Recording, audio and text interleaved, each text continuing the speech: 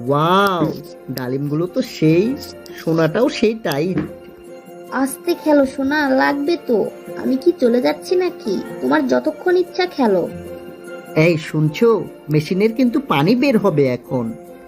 এত তাড়াতাড়ি? আর একটু খেলো না প্লিজ। বোঝো না, একাই দুইটা মেশিন চালালাম।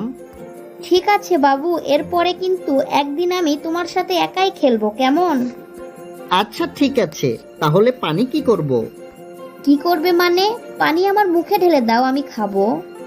তুমি খেতে চাইছো, কিন্তু জেসমিন তো খেতে চাইলো না। ওর কথা বাদ দাও তো। ও এই পানির মর্ম কি বুঝবে? ঠিক আছে, হা করো, ঢেলে দিই।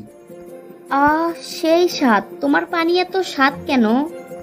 এই যা, পানি তো মুখে ঢেলে দিলাম, আবার কিছু হয় নাকি? না, বিষয়টা টিনা ভাবির কাছ থেকে শুনতে হবে। ভাবি, একটা মেয়ে আমার মেশিনের পানি খেয়ে ফেলেছে, কোনো সমস্যা হবে কি? শোনো, এই পানি খেলে পেট উঁচু হবে এই ধারণা ভুল।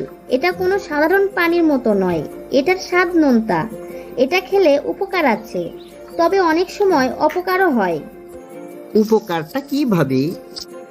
এই পানিতে প্রোটিন, ফ্রুক্টোজ, এনজাইম উপাদানগুলো রয়েছে, যা স্বাস্থ্যের জন্য খুবই উপকারী।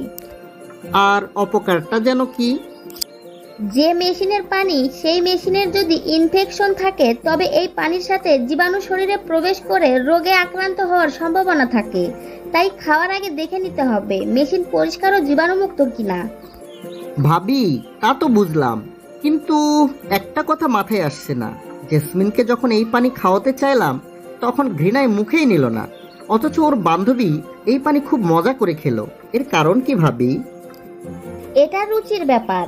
অনেকে মেশিন মুখে নিয়ে এবং এই পানি খেয়ে খুব মজা পায়, আবার অনেকে এটা ভেবেই ঘৃণা লাগে। বিশেষ করে আমাদের দেশের মেয়েরা এই পানি খেতেই চায় না, কিন্তু বিদেশি মেয়েরা এই পানি খাওয়াকে খুব উপভোগ করে।